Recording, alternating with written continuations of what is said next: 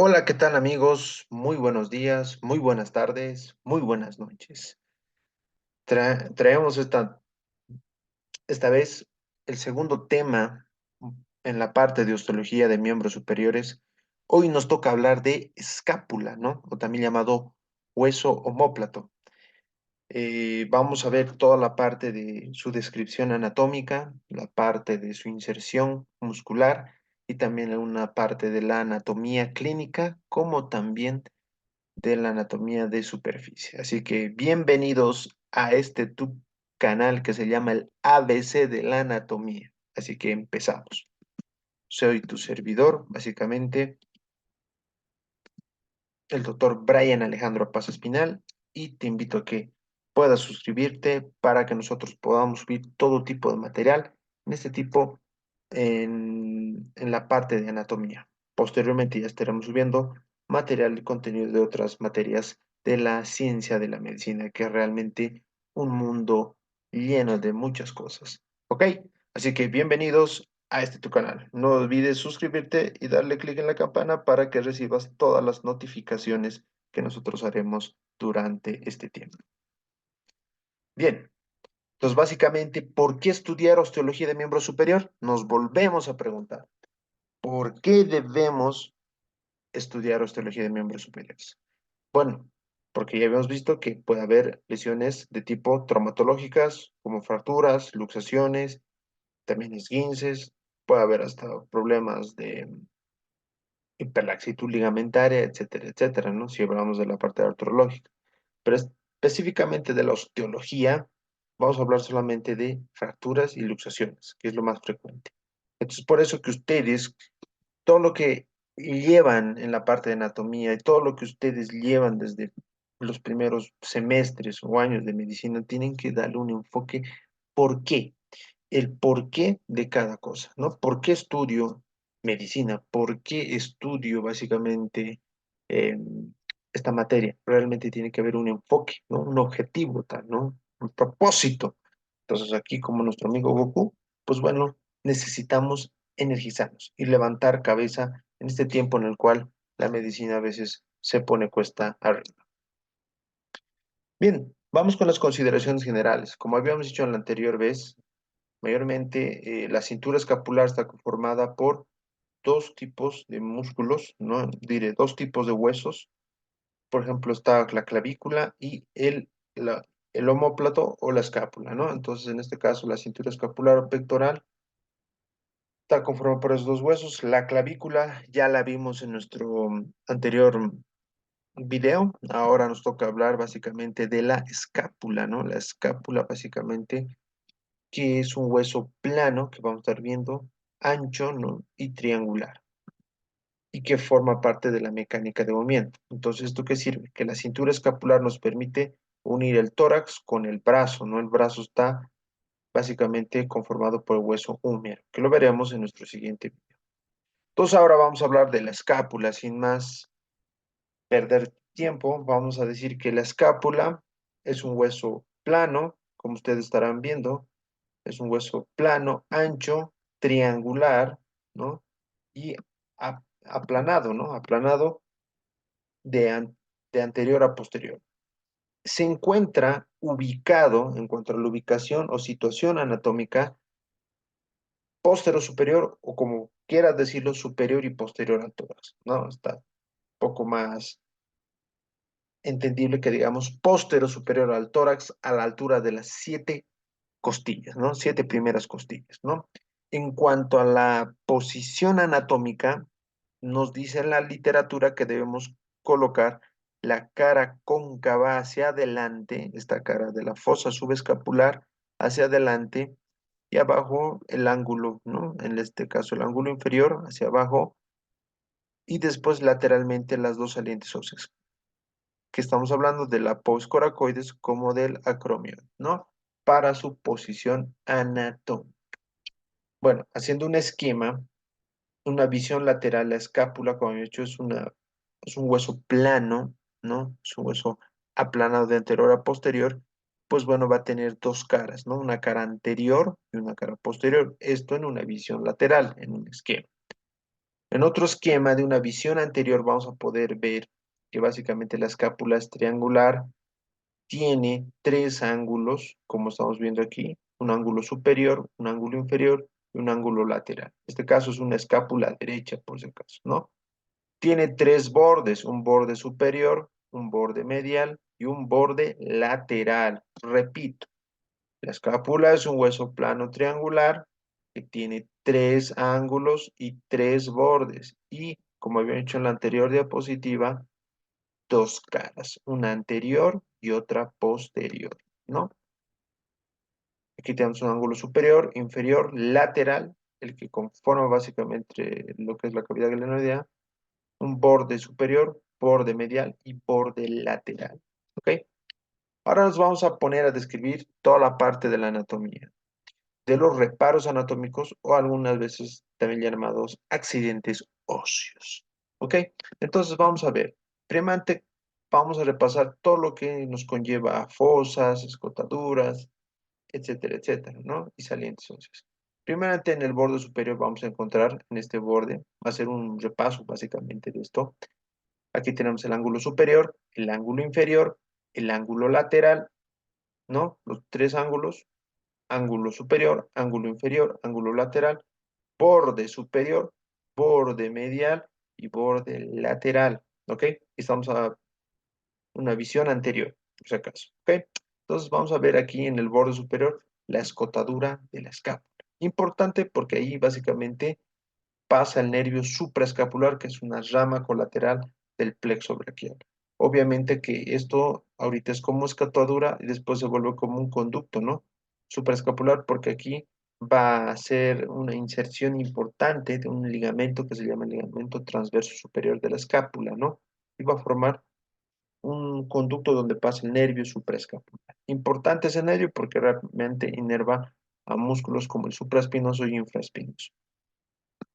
Después tenemos a la fosa subescapular, ese reparo anatómico grande, depresivo, cóncavo, ¿no? Hundido, básicamente, que es la fosa subescapular, donde va a dar origen al músculo subescapular del mismo nombre.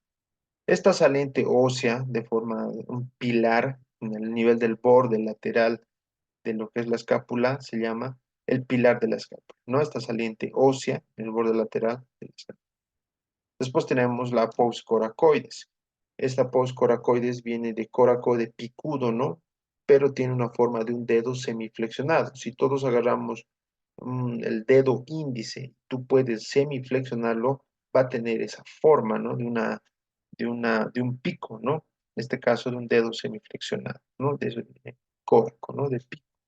Después tenemos el acromión, básicamente que es como un ángulo básicamente que se forma por atrás de la escápula y para mí que tiene una forma de una serpiente, ¿no? Una cabeza de serpiente. Estas dos salientes óseas son importantes, que ya lo vamos a ir viendo. Esta es su cara anterior de los reparos anatómicos. Y obviamente aquí vamos a ver la cavidad glenoidea, pero que no te tomas tampoco. En su cara posterior, este es el ángulo superior, el ángulo inferior, el ángulo lateral, borde superior, borde medial, borde lateral. Tenemos a la fosa supraespinosa, la cual hay dos fosas, fosa supraespinosa, que está dividida por la espina de la escápula para formar también aquí abajo la fosa infraespinosa, ¿no? Entonces voy a abrir la fosa infraespinosa.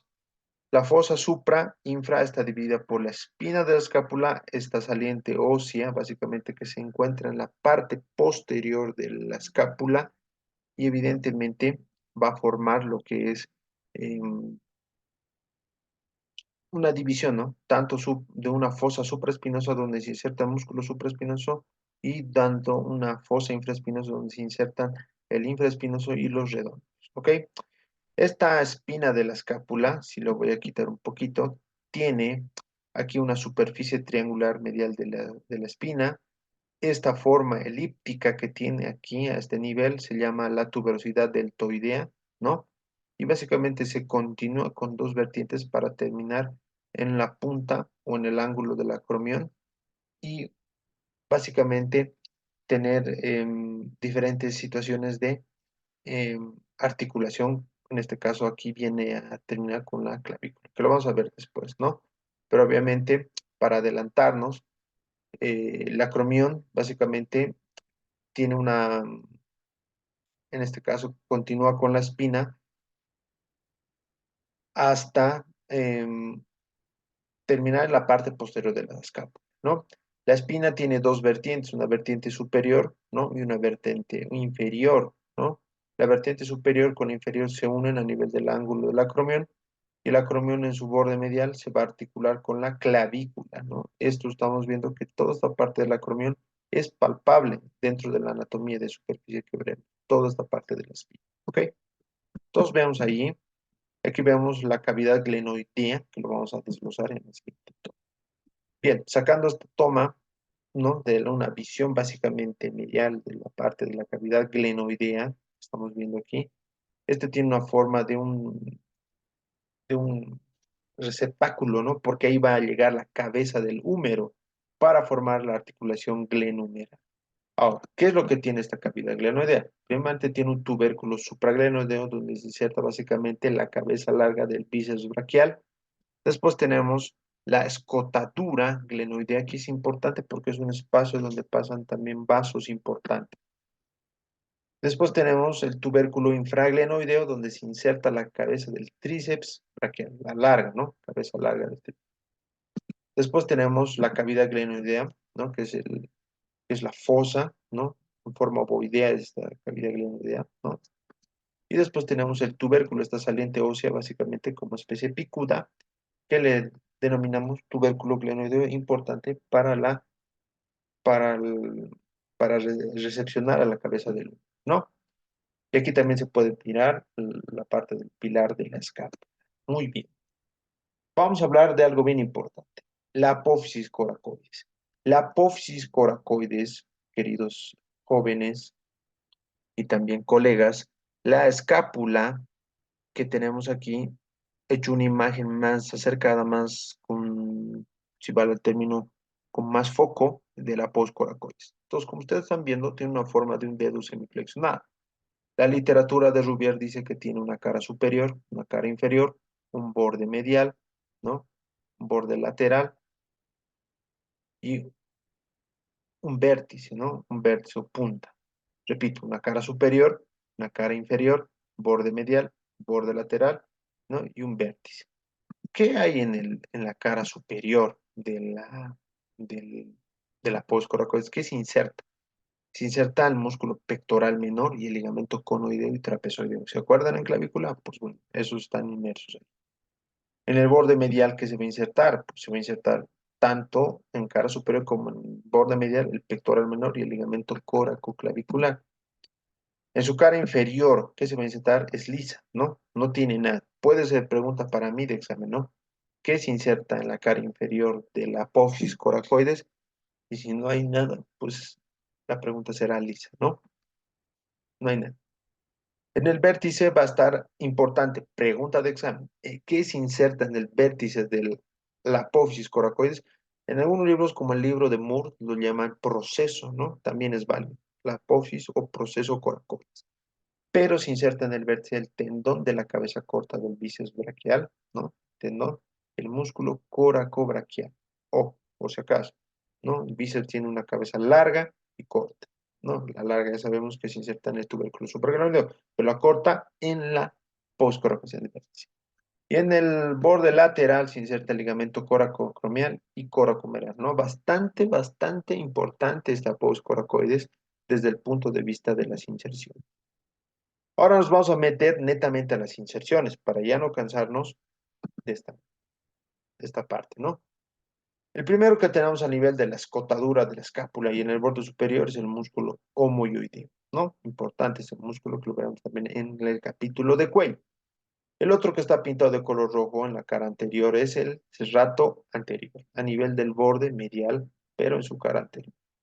Este que está pintado de color verde es el músculo subescapular, ¿no? Es un músculo importante de los manguitos rotadores, ¿no? Recuerden que los manguitos rotadores son cuatro: el supraespinoso, el infraespinoso, el redondo menor y el subescapular.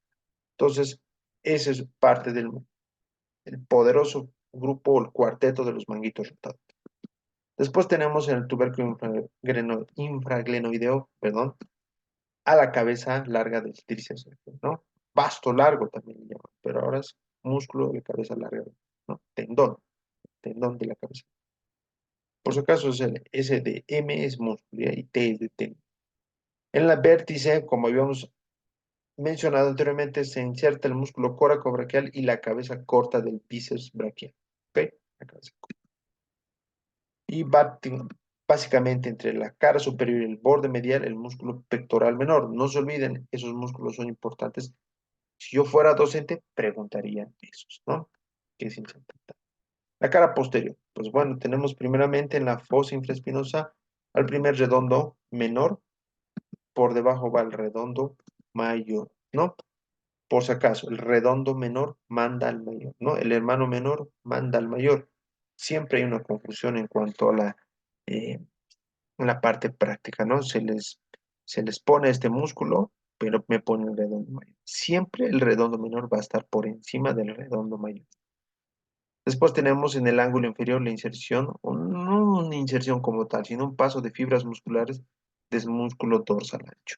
Recuerdan que el músculo dorsal ancho también es el latísimo del dorso, ¿no? O el longísimo del dorso, que básicamente tiene un origen desde la cresta sacra media, ¿no? Cresta ilíaca, após espinosos de las 5 primeras vértebras lumbares, la após espinosos y las últimas vértebras torácicas. Hace un recorrido y se inserta en el surco intertubercular, ¿no? ¿No? El músculo de los nadadores. Después tenemos la fosa infraespinosa, que básicamente es el otro músculo que se inserta en mayor envergadura, y después tenemos el músculo supraespinos, ¿ok? Entonces recordemos un poco que el supra, el infra y el redondo menor formaban, ¿qué? El grupo de los manguitos rotadores, no se olvide, importante porque a veces hay lesión de eso, ¿no? A nivel. Y me olvidaba en el ángulo superior, importante, pregunta también de examen, el elevador del escápulo, ¿ok? Bien, en la cavidad glenoidea, como habíamos dicho, en el tubérculo supraglenoideo se inserta la cabeza larga, el tendón de la cabeza larga del bíceps braquial, así está, mejor dicho, el tendón de la cabeza larga del bíceps braquial. Y en el tubérculo infraglenoideo, por debajo, este es el supra, por encima de la cavidad glenoidea, por eso es supra. Todo lo que es su prefijo de supra está por encima y infra o sub por debajo, ¿no? Entonces, en este caso, infraglenoideo, por debajo se inserta el tendón de la cabeza larga del tríceps. Entonces, aquí está la B de bíceps y la T de tríceps. Entonces, para eso me inventé una misma técnica, para no olvidar, porque esto también es sujeto de muchas cuestiones de error. A veces me ponen al revés los estudiantes en la práctica o también se pueden confundir en la teoría. Entonces, vamos a hacerlo BTS de forma vertical. B de bíceps, T de tríceps y S de escápula, ¿no? BTS. ¿Se acuerdan del grupo coreano? ¿No? Coreano, ¿no? Asiático, si más no me equivoco, ¿no? Básicamente, los famosos, ¿no? Que cantan este ritmo del K-pop. Entonces, para que no se olviden, BTS, ¿no? B de bíceps, T de tríceps y S de escápula, ¿no? Siempre así yo me acuerdo mejor y también se los digo a los estudiantes. Bien, vamos terminando con esta parte. Tenemos algunos músculos también en la espina de la escápula, en su vertiente superior se inserta el músculo. ¿Qué músculo? Trapecio, ¿no? Y en la vertiente inferior, el deltoides. Recuerden que el deltoides, pues, se come todo lo que es la vertiente inferior hasta llegar básicamente al ángulo del acromión, ¿no? Hasta ahí termina toda la inserción. Y obviamente se continúa aquí con la clavícula, ¿no? Y forman básicamente una articulación que se llama acromioclavicular, que es de tipo artródea o plana, ¿no? Como había dicho en el anterior capítulo. A ese nivel, en el borde medial, en la cara posterior, se inserta el romboides, ¿no? Hay un menor y un mayor. El romboides menor por arriba y el romboides mayor por abajo, igual que los redondos, ¿no? Romboides. Bien, ahora en la anatomía de la superficie, ya para terminar esto y no cansarlos ya más, pues tenemos eh, que esta imagen donde se ve lo que está pintado de color verde, lo que nosotros podemos palpar. Si recuerdan, en el capítulo anterior había dicho que la cara superior de la clavícula y el borde anterior es palpable, ¿no? Entonces podemos palpar. ¿Qué podemos palpar de escápula, ¿no? En este caso, el hueso que estamos estudiando, la poscoracoides, ¿no? Muy cerca a la cabeza del húmero se puede palpar la poscoracoides o proceso coracoide, ¿no? En la cara posterior, ¿qué podemos palpar? Si ustedes se podrían alcanzar, tal vez unos se pueden alcanzar, la espina de la escápula, parte del acromión, ¿no? Se puede palpar. Todo lo que está pintado es palpable. Y también el borde medial, como también el ángulo inferior. Interesante, ¿no? Es desde el punto de vista de la anatomía. Bien, nunca está por demás ver la parte del enfoque clínico, la fractura, ¿no? Básicamente de escápula, ¿no? Que puede haber por un traumatismo muy grave que específicamente puede afectar en una caída torácica, ¿no? Un traumatismo torácico, perdón, no caída torácica, un traumatismo torácico, ¿no? En este caso, automovilístico, puede ser de tipo, básicamente, de alto impacto, ¿no? Que puede provocar una caída deportiva, ¿no? Motocross, ¿no? Evidentemente eso puede fracturar, ¿no? Aquí estamos viendo el trazo fracturario donde se encuentran las líneas o las flechas. Aquí también puede haber una fractura, ¿no? De espina de escápula, que estamos viendo por atrás, bueno, la, con la toma, ¿no? Básicamente, y también puede haber fracturas a nivel de lo que es la cavidad glenoidea, ¿no? Entonces, importante eso. Me quiero despedir con esto. El esfuerzo de hoy es el éxito de mañana, del mañana, perdón. Todo lo que ustedes hagan, jóvenes, colegas, lo que ustedes están viendo esta parte, realmente tiene todo un propósito. Así que no se desanimen, sigan trabajando como nuestro amigo Goku para vencer al enemigo, ¿no? Básicamente, ¿no? En sí es un trabajo constante, la medicina nos lleva a seguir trabajando, a seguir estudiando.